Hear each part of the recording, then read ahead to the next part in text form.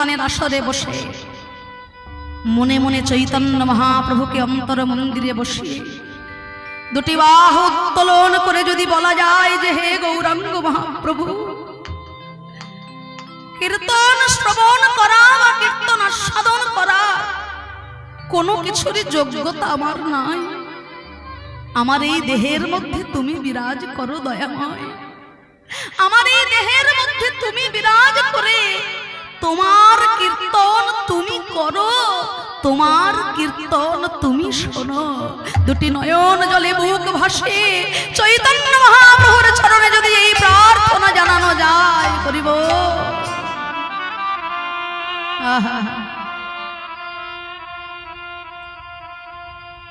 অল্প ভাগ্যে হয় না বাবা। আপনার ইচ্ছা থাকলেই আপনি কীর্তনের আসরে এসে চটের ওপরে মাটির ওপরে বসতে পারবেন না। ইচ্ছা থাকলেই আপনি সংকীর্তন শ্রবণ করতে পারবেন না, কোনো না কোনো বাধা এসে সামনে দাঁড়াবে। এই হরি কথা, কৃষ্ণ কথা, গৌর কথা আস্বাদন করতে গেলে পূর্বজন্মের স্বীকৃতির প্রয়োজন হয়। কৃপা কথার অর্থ কিছু করে তারপর পাওয়া। কতটুকু করতে পেরেছি আমরা তার জন্য, হ্যাঁ, যে পাবার জন্য আমরা বসে থাকি। এই হরি কথা, কৃষ্ণ কথা, গৌর কথা আস্বাদন করতে গেলে এটা অল্প ভাগ্যের বিষয় নয়। পকেটের টাকার জোরে দামি একটা খাট কিনে বসা যায়, দামি একটা পালঙ্ক কিনে বসা যায়, দামি একটা চেয়ার কিনে বসা যায়, কিন্তু পকেটের টাকার জোরে মাটির ওপরে গৌরাঙ্গ মহাপ্রভুর লীলা আস্বাদন করা যায় না।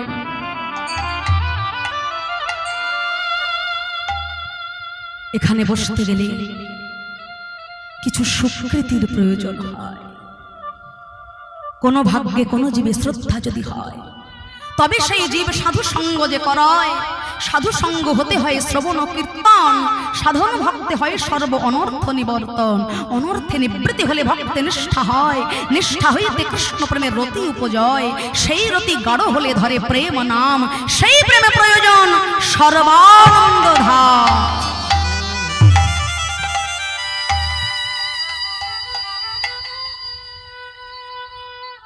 গুরু কৃপা, গুরুচরণে ভক্তি নিষ্ঠা যদি না থাকে বাবা, হরি কথা কৃষ্ণ কথা আস্বাদন হবে। একটা বোকা ছেলে, বুঝলেন বাবা, সরল প্রাণের ছেলে, একটা বোকা ছেলে, গুরু যা বলে তাই করে।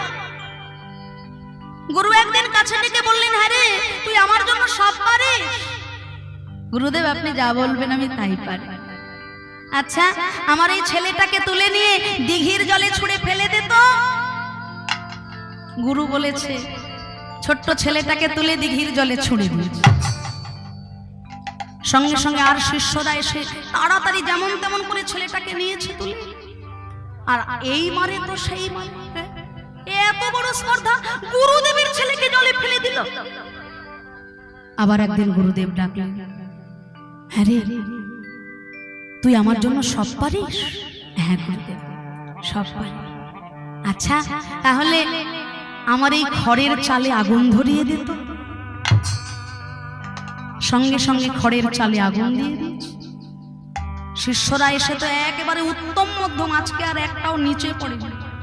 বলে গুরু বলেছে, আমি কি করব? গুরু বলেছেন। তা শিষ্যরা একেবারে মেরে ধরে তাড়িয়ে দিয়েছে আশ্রম থেকে। যদি কোনোদিন আসিস গুরুদেবকে প্রণাম করবি আর সঙ্গে সঙ্গে ফিরে যাবি ঘরে। তোর মতো এরকম পাগল শিষ্য কার না কার কি কি ক্ষতি করে দেবে, হ্যাঁ, কিছু বলা যায়? কি না কি করবে, অঘটন ঘটাবে। চলে গেছে। গুরুদেবের অন্তিম সময় একদিন উপস্থিত হয়েছে। গুরুদেব শায়িত আছেন মৃত্যু শয্যায়। সব থেকে বড় বড় শিষ্যরা ঘিরে ধরেছে গুরুদেবকে। খুব মনোযোগ দিয়ে আস্বাদন করবেন বাবা, বিচলিত হলে হবে না। কীর্তন ভক্তি রস আস্বাদনের বিষয়। তা বড় বড় শিষ্যরা গুরুদেবকে ঘিরে ধরেছে। গুরুদেব যাবার কালে কাউকে খুলে দিচ্ছেন গলার মালা, কাউকে দিচ্ছেন নামের ঝোলা, কেউ মানিল গুরুদেবের চরণ পাদুকা। আর ওই বোকা ছেলেটা সবার পেছনে গিয়ে দাঁড়িয়ে আছে। গুরুদেব ডাকলেন, ওরে আমি তো চলে যাব, তুই কিছু চাইবি না? গুরুদেব, আমার কিচ্ছু দরকার নেই, আপনি চলে যাচ্ছেন এটাই আমার দুঃখ, আমার কিচ্ছু লাগবে না। সবাইকে তো সবকিছু দিয়ে দিলাম, তোকে দেওয়ার জন্য তো কিছুই রাখলাম না। আমার নামের মালা, আমার গলার মালা, চরণের পাদুকা সবাই তো সব পেয়ে গেল, তোর জন্য তো কিছু রাখা রইল না। গুরুদেব, আমার কিচ্ছু লাগবে না। ওরে কাছে আয়, সবাইকে আমি সব দিয়েছি রে, কিন্তু সব থেকে অমূল্যবান জিনিসটা এখনো কাউকে দেওয়া হয়। দুটো হাত মাথার উপরে রেখে দিয়ে গুরুদেব বললেন, সবাইকে সব কিছু দিয়েছি বাবা, কিন্তু আমার প্রাণ ভরা আশীর্বাদটা এখনো আমি কাউকে দিইনি রে। যাবার আগে আমি তোর মাথায় হাত রেখে আশীর্বাদ করে গেলাম, জগতের বুকে একদিন তুই জগৎগুরু শ্রী গোবিন্দের গুরু হবি। তাই গৌর হরিব।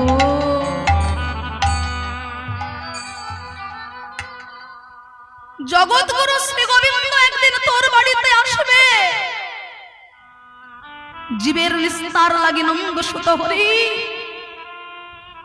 ভুবনে প্রকাশ হবেন গুরু রূপ ধরি। আর সেই জগৎগুরু শ্রী গোবিন্দকে তুই দিবি দীক্ষা, তুই হবি জগৎগুরু শ্রী গোবিন্দের গুরু সান্দীপনী মুনি।